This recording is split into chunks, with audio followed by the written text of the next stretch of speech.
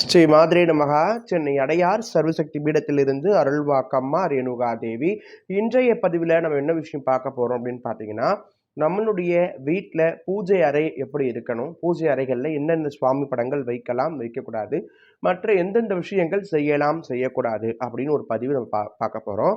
இந்த பதிவை பார்க்குறதுக்கு முன்னாடி நம்மளுடைய சேனலை இது வரைக்கும் சப்ஸ்கிரைப் பண்ணாதவங்க பண்ணிக்கங்க. வாங்க வீடியோக்குள்ளே போகலாம்.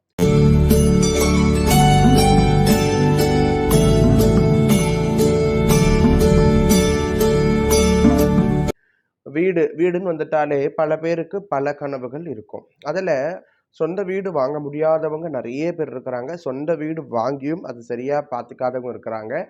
எவ்வளவு முயற்சி செய்தும் அந்த இடத்துல லக்ஷ்மிகரமாக இல்லாமல் இருக்குது, பணவரவு இல்லாமல் இருக்குது, வீடு வீடாகவே இல்லை, ஒரு சுபீஷமாக இல்லை அப்படின்னு சொல்லி நிறைய பேருக்குள்ள மன வருத்தங்கள் இருக்கும்.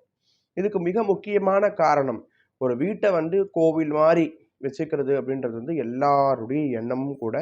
நம்ம வீட்டுக்கு வர்றவங்களும் அதான் எதிர்பார்ப்பாங்க. அதில் ரொம்ப முக்கியத்துவம் வாய்ந்தது வீட்டுடைய பூஜை அறை. இப்போது இந்த காலங்களில் காலத்துக்கு தகுந்தது போல் பூஜை அறைகளை நம்ம மாற்றி அமைச்சிக்கிறாங்க. ஆனால் பூஜை அறை இருக்கிறதுக்குன்னு சொல்லி சில விதமான சாஸ்திரங்கள், சம்பிரதாய முறைகள், வாஸ்து முறைகள் ஆகிய பல முறைகள் இருந்துச்சு.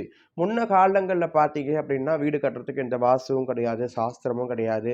சனி மூலையில் கால் வைப்பாங்க, பள்ளம் எடுப்பாங்க, பால் விடுவாங்க, கற்பூரம் ஏற்றி பார்ப்பாங்க, கூரையோ ஓடோ மாடி வீடோ அதுக்கு தகுந்தது போல் கட்டிப்பாங்க. தூளக்கட்ட வீடு கட்டுவாங்க. இப்போலாம் நிறைய வாஸ்துக்கள் பார்த்து, நிறைய மூலைகளை கணக்கிட்டு, டிகிரி கணக்கெல்லாம் பார்த்து வீடுகள் கட்டுறாங்க. அந்த வகையில் வீட்டுடைய பூஜை அறை என்பது மிகவும் எளிதாகவும் அழகாகவும் பராமரிக்கிறதுக்கு ஏதுவாகவும் இருக்க வேண்டும்.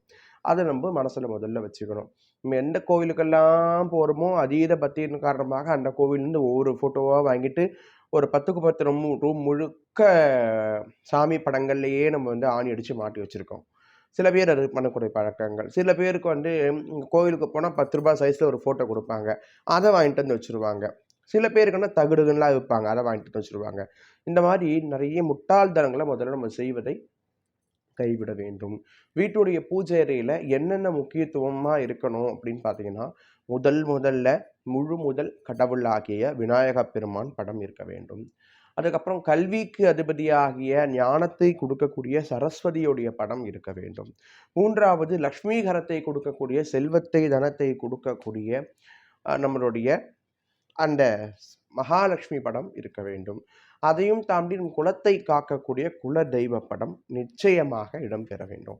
ஊரில் இருக்கிற சாமியெல்லாம் வீட்டு பூஜையில் இருக்கும், குலதெய்வம் மட்டும் இருக்கவே இருக்காது. காரணம், அந்த குலதெய்வத்தை நான் பார்த்ததே கிடையாது, போகவே முடியாது, ரொம்ப தூரமாக ரொம்ப ரொம்ப தூரமாக இருக்குது, நான் ஃபோட்டோ எடுத்ததே கிடையாது, இப்படிலாம் சொல்லி பல காரணங்களால் குலதெய்வ படம் வீட்டில் வைக்காமல் இருப்பாங்க.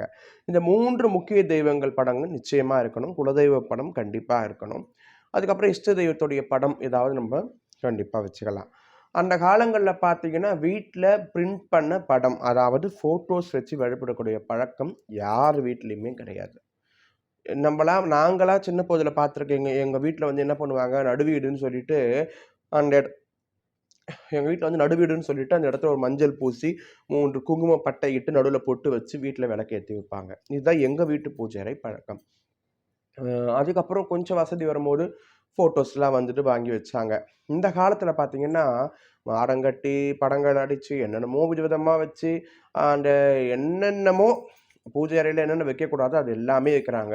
மிக முக்கியமாக உயிரினங்கள் சம்மந்தப்பட்ட சில விஷயங்கள், நரிப்பல், சிங்கப்பல், பூனை நகம், அதுக்கப்புறம் என்னென்னமோ அவங்க இஷ்டத்துக்கு கொண்டாந்து இந்த பூஜை அறையில் வைக்கிறாங்க. புலித்தோலுன்றாங்க, பூனை நகன்றாங்க, அதுக்கப்புறம் முள்ளமன்றி முள்ளுன்றாங்க. அதெல்லாம் பூஜை அறையில் நிச்சயமாக உயிரினங்கள், உயிரிழந்த பொருட்களுடைய உடல் பாகங்கள் ஏதும் பூஜை அறையில் வைக்கக்கூடாது. ஆக்ரோஷமான தெய்வ படங்களை நிச்சயமாக பூஜை அறையில் வைக்கக்கூடாது. கண்டிப்பாக வீட்டில் 2 விளக்கு எரியணும். 2மே காமாட்சி அம்மன் விளக்காகத்தான் இருக்க வேண்டும். கஜலட்சுமி காமாட்சி விளக்குன்னு சொல்லக்கூடிய நடுவில் மகாலட்சுமியும் இருபுறமும் யானை இருக்கக்கூடிய அமைப்பில் இருக்கக்கூடிய விளக்கு நம்ம வீட்டில் இருக்கலாம். அல்லது மகாலட்சுமி மட்டும் நடுவில் இருக்கிற மாதிரி இருக்கிற விளக்கு 2 விளக்கு இருக்கணும். 2 விளக்கு எப்படி வரும் அப்படின்னு கேட்டிங்கன்னா, திருமணத்தின் போது நம்ம கையில் ஒரு விளக்கு கொண்டு வந்திருப்போம், வீட்டிலேருந்து கொடுத்து அமைச்சிருப்பாங்க. வீட்டுக்கு வந்த உடனே மாமியார் நம்மளுக்கு ஒரு விளக்கு கொடுப்பாங்க. இதுதான் 2 விளக்கையும் சேர்த்து வச்சு நம்ம பராமரிக்கணும் நம்ம வீட்டு பூஜை அறையில். நிச்சயமாக வாரத்துக்கு ஒரு 3 முறையாவது திரியை மாற்றி யூஸ் பண்ணணும். ரொம்ப எண்ணெய் பச்சை நிறமா இருக்குன்னா, அந்த எண்ணெய மாத்திட்டு விளக்க சுத்தம் பண்ணி மாத்தணும். வாரத்துக்கு ஒரு முறையாவது பூஜை அறைய நன்கு சுத்தம் செய்ய வேண்டும். காய்ந்த மலர்களை எடுத்துவிட்டு புது மலர்களை போடணும். மலர்கள் பழசாயிடுச்சுன்னா, அத வந்து எடுத்து வச்சுக்கிட்டு ஓடக்கூடிய கங்கையில விட்டுடலாம். அல்லது அக்னியில போட்டுடலாம். அதுக்கப்புறம் ஊதுபத்தி நிச்சயமா தினசரி ஏத்தணும். நிவேத்தியமாக ஒரு கல்கண்டோ, திராட்சையோ ஏதாவது ஒண்ணு வைக்கணும். இப்படி எளிமையான முறையில நம்ம பூஜை கும்பிட்டாலே போதும், சாமி கும்பிட்டாலே போதும். நிச்சயமா நம்மளுக்கு சுவாமி அனுகிரகம் செய்வாங்க. ஊர்ல இருக்கிற சாமி படத்தெல்லாம் வாங்கிட்டு வந்து வச்சுக்கிட்டு, அதுல மதுரை வீரன் கத்தி ஒண்ணு வச்சுக்கிட்டு, அம்மன் கோயில் சூலத்த கொண்டு வச்சுக்கிட்டு, அதுல எலுமிச்சை பழத்த கொத்தி, இந்த வேலையெல்லாம் பண்ண வேண்டிய அவசியமே கிடையாது. மிக முக்கியமாக வீட்டினுள் எலுமிச்சம் பழத்த அறுத்து விளக்கு போடவே கூடாது. இதெல்லாம் நீங்க ஞாபகம் வச்சுக்கங்க. ரொம்ப எளிமையா பூஜை அறைய வச்சுக்கங்க. பராமரிக்கிறதுக்கு தகுந்தது போல வசதியா வச்சுக்கங்க. மனசாந்தியத்தோட, எளிமையோட கடவுள கும்பிடுங்க. நிச்சயம் இரட்டிப்பான பலன் கிடைக்கும். தினசரி இருவேளையும் விளக்கேற்றி பழகுங்கள். நம்ம பிள்ளைகளுக்கும் அத சொல்லிக் குடுங்க. இது சம்பந்தமா ஏதாவது கருத்துக்கள் இருந்தா, உங்க கருத்துக்கள கமெண்ட்ஸ் பாக்ஸ் மூலியமா தெரிவிங்க. நிச்சயம் அடுத்த பதிவில அதுக்கான விளக்கத்த குடுக்குறேன். நன்றி. சிவாய நம.